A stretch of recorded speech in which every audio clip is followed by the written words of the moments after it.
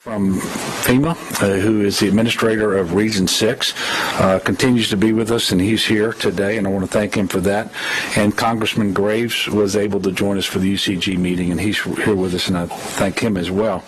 As you all know, Barry is now a hurricane. The guessing game is over. It made landfall as a hurricane with 75-mile-per-hour winds. It is easing onshore slowly at 6 miles per hour. That's one of the challenges with this storm. We would like for it to pick up pace a little bit, and so that it would move through the area a little quicker.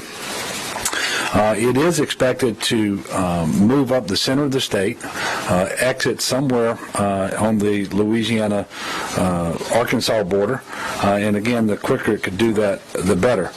The track did shift slightly to the west. However, it is well within the cone that we were told to expect from the National Weather Service, and so there were no real surprises there.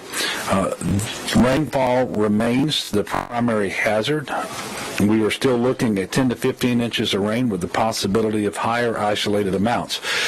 As we all know, however, it doesn't take much saturation of the ground so that even slighter winds can have a devastating impact with respect to trees falling onto houses and highways and so forth, as well as utility poles.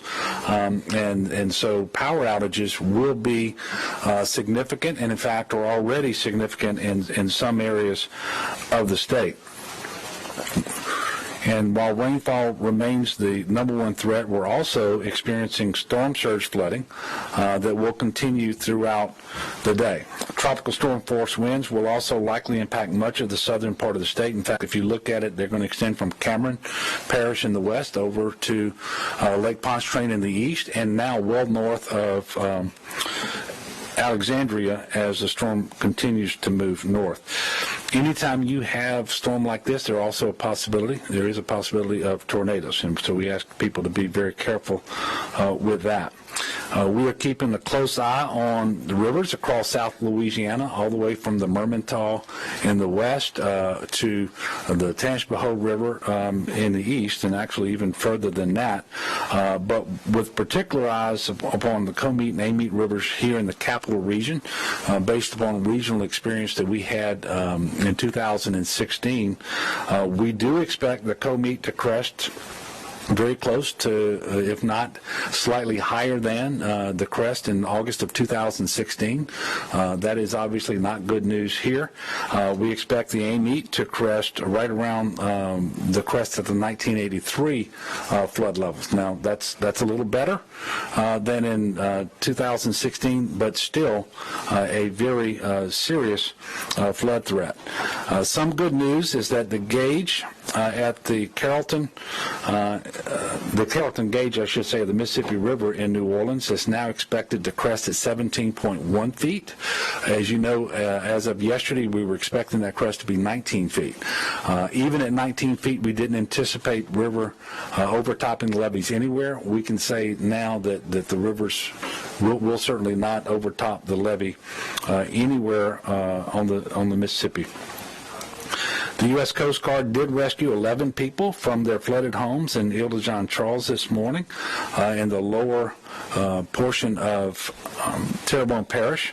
That area is outside the hurricane protection system of Terrebonne and was under a voluntary evacuation order. And I want to pause to thank the Coast Guard for doing that.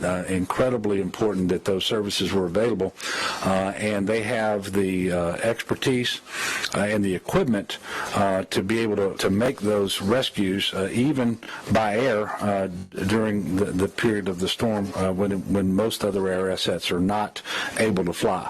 And so that's another federal resource that has been brought to bear here in the state of Louisiana to protect life, and that's critically important. I do want to clear up a little misinformation that's been going around. The overtopping that has occurred in Plaquemines Parish is not the Mississippi River levee. It is a back levee in the vicinity of Myrtle Grove, and it points further south. At this point, Highway 23 in Plaquemines Parish has not been overtopped. It has not been closed, but that is certainly possible going forward, and this validates, I believe, the decision that President Kirk Lapine made to have a mandatory evacuation in the lower portion of Plaquemines Plaquemines Parish. We actually anticipated that the back levee would be overtopped, and so we are not surprised by what has happened. But what everyone should understand, no Mississippi River levee has been overtopped, and not a single levee in the state of Louisiana as of right now has failed or breached. Finally, I want to share with everyone that if you are in need of a shelter, you can text LA Shelter to 898-211, or you can call 211 to find a list of shelters that are open in your area. Again, text LA Shelter, that's all one word, LA Shelter, to 898-211 or call 211. I also want to caution everybody, this is just the beginning. I ask everyone to stay vigilant and be safe. This has always been projected to be a rain flood event, and it will be. The vast majority of the rain that's falling right now is falling in the Gulf. That will soon change as the storm continues to move north.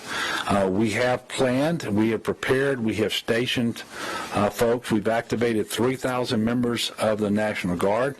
We have pre-positioned assets, including buses and pumps. Shelters are open, and more are opening around the state. We need you to continue to stay in touch with the news sources. Heed the advice of local elected officials. Do not attempt to go sightseeing. That is very dangerous for you, but the real problem with that is you make it much more likely if you venture out too soon, and when it's not necessary for you to do so, our emergency response people are going to have to be trying to rescue those sightseers and not be able to focus solely on those individuals who need rescuing because of the flood. And so be patient. If you are driving and you don't know for an absolute fact that standing water is safe to proceed through, don't do it. Turn around and go back. That is the source of most fatalities in floods, at least here in Louisiana over the last several years. The other problem with that is often there is a current, and it's imperceptible in many cases, and it doesn't take much current to wash a car or a truck off the road or highway into a ditch or a stream, and individuals drown. You can find real-time information on all roadways in the state by visiting 511la.org. It will indicate whether the road is under construction, whether there is water over the road, whether the road has been closed. Be patient as it relates to cleanup activities, too. Don't get out before it is safe to do so. And when you get out to clean up, understand that any wire on the ground should be presumed to be energized. Do not handle or expose yourself to the danger of any electricity lines. So it's going to be a long several days for our state. I know the people of Louisiana are strong and resilient, and I can assure you we are going to get through this, but there are going to be some significant challenges. The next UCG meeting is scheduled for 4 p.m. tomorrow.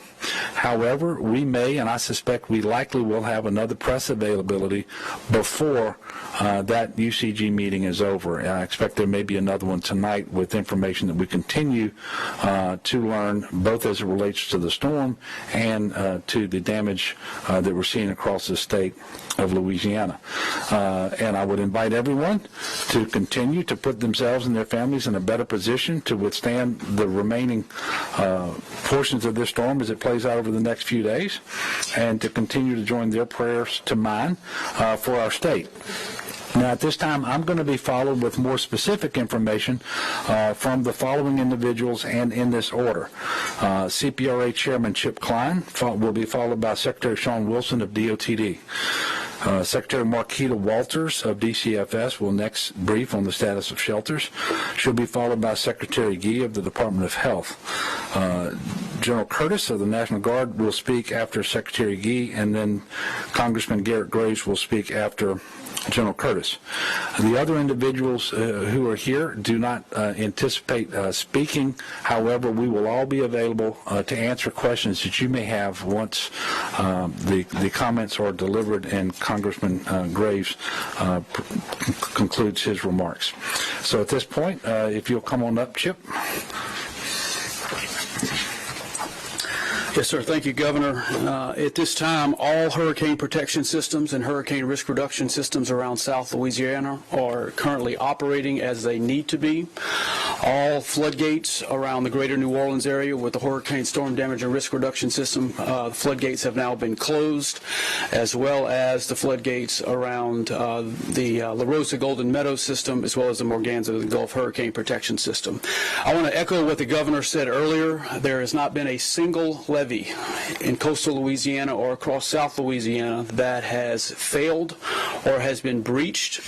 We are addressing the overtopping of some levees in two areas. As the Governor mentioned, in Plaquemines Parish, we fully anticipated the overtopping of that levee, and as a result, we had pre-positioned some assets there, some sandbag operations, and some temporary pumps to dewater that area in the event that that levee was overtopped.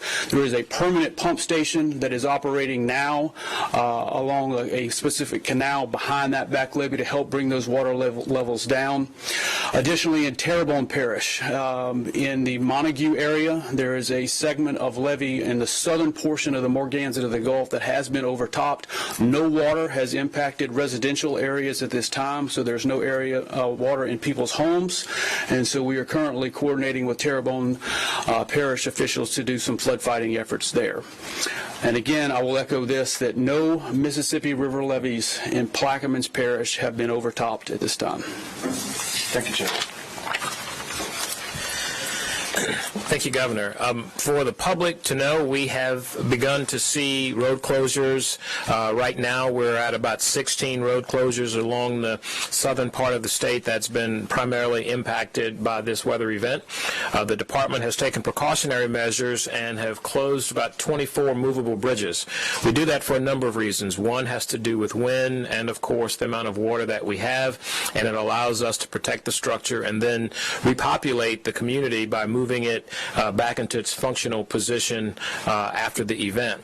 Both of these situations are very dynamic in terms of what happens through the storm. The longer this event takes place, the more dynamic it becomes in terms of road closures and bridge closures. And I would call your attention to 511la.org because that's the most up-to-date real-time data that you can get regarding those closures. And I say that because as we see this system move north through the state of Louisiana, we anticipate providing some detours and some closures to protect our resources and to better make to make our services more efficient for you all, to make sure we're in the right spots along the way. Federal Motor Carrier Safety, for those who are not in Louisiana, issued yesterday a regional declaration for folks who are going to be providing support services post-storm. And so if you're in the southeastern portion, we've been talking to the trucking community to make sure that they're aware if they're doing emergency response type work. There's some exceptions that have been declared by Federal Motor Carrier Safety. And finally, regarding the assets that we have, we're at 177 coaches here in the state of Louisiana, as well as 31 paratransit services, and we're adding an additional 27 within the next couple of hours, and we have 171 school buses. We will move those around as the event progresses, and so we have a vehicle staging area in Acadiana. I was there last night visiting. It's moving very well, very efficient, and the drivers are ready to evacuate and or assist in search and rescue by moving people out of harm's way. We have an additional facility at Lamar-Dixon, and we're moving additional assets into the Baton Rouge region, and of course we still are maintaining our position down at the Baby Cakes Field in New Orleans. So rest assured that we have the equipment to move you in and out, and then finally, as we get past this event, we are prepared for debris. We have folks already on the ground removing trees and limbs in places where it's still safe because of wind and it's disrupting traffic. So finally, remember, we will expect some additional detours, whether it be water, flooding, road closures, sinkholes, whatever you might think. We're going to be preparing that, and the best place to get it is going to be 511la.org. Thank you.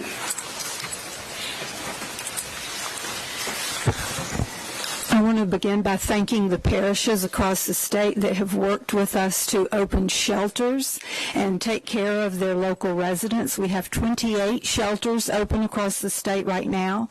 The bed count last night was 315 people. We do this count at midnight so that we get a true count of who is in the shelter. Shelter populations fluctuate during the days, and so you may hear different numbers of, oh, there were 400 people here or whatever. We brief you on the number that slept in a cot in a shelter anywhere in the state, and that number was 315 last night.